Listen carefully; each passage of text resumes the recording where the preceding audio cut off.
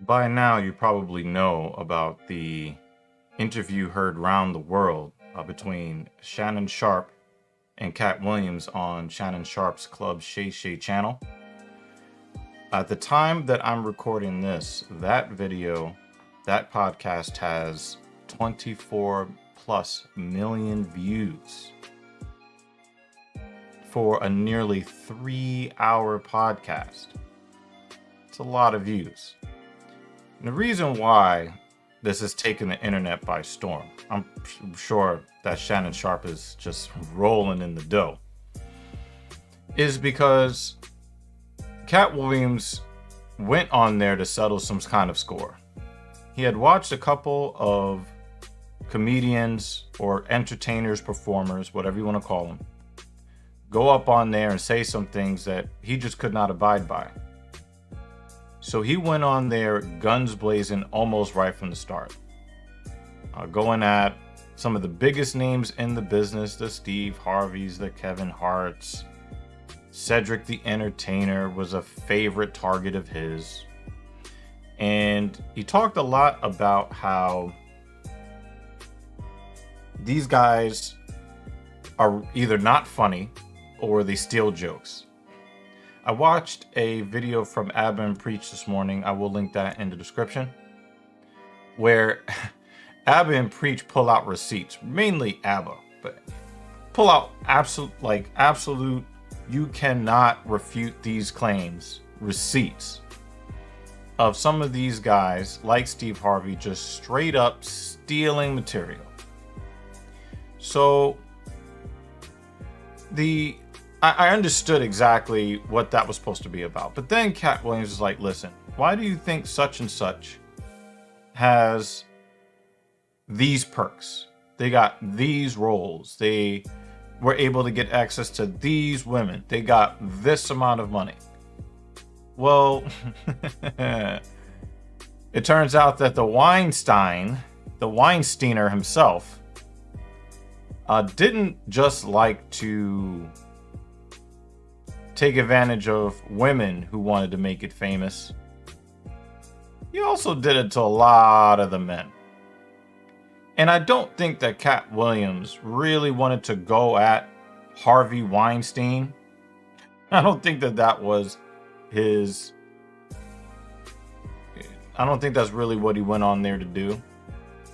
But he kind of ripped the covers off of a problem in Hollywood that these guys, I mean, you heard Terry Crews talk about being propositioned, and we kind of just like, you're a nobody anyway, and you're weird, but no, it seems like there's more than just, we have this thing among men where it's like if somebody tries you, then that means you're sus.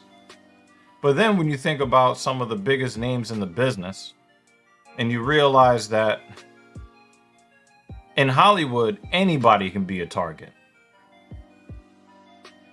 I watched a clip of Gary Owen's podcast where he kind of reviewed the Katt Williams interview with Shannon Sharpe. And he told a story about how he had never really known any of these things to happen until he walked into a room and somebody tried him. And he talked about that $1 million question. That $1 million question, I remember being in middle school, like the 6th grade, where, the joke would kind of be like, you sit there with a bunch of the boys, either, at a downtime in the classroom or in the lunchroom at lunchtime. And then you start asking these questions like, yo, would you suck dick for $10 million? And it'd be some number like that. Now, this is like the mid 1990s. So $10 million back then is like $500 million today, according to how we perceive that amount of money. And some dudes took the bait. They're like, for 10 million? Yeah. Like, and it didn't matter how big the number was. It could have been $1 billion. If you concede you do it for $1 billion, nigga, you're gay. Well, Gary Owen, he made, he kind of talked about that. He made mention of that, and he came face to face with that same type of situation. And you realize that there are a lot of guys. Corey Holcomb actually talked about different things that he's seen in different times people tried him.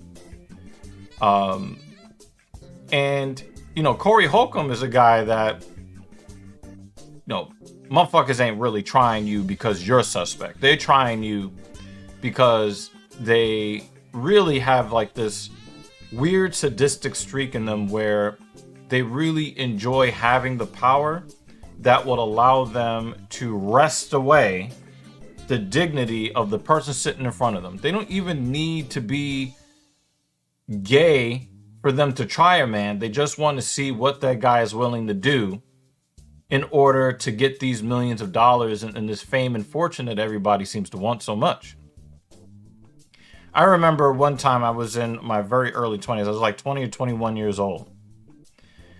And I was on a subway station, and I had already been scouted to do modeling because, being tall and thin, not because of my looks, not because of my face, but being tall and thin. I remember one woman approached me and had me go to like some auditions.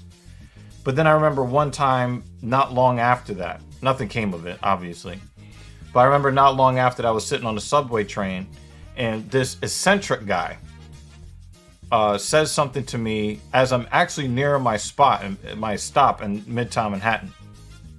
And I did not know if he prefers, the rough, hairy skin of a man to the nice, soft skin of a woman. I didn't know, but I just knew that he looked, eccentric. And this motherfucker asked me if I've ever done underwear modeling or if I would be willing to do underwear modeling, something like that.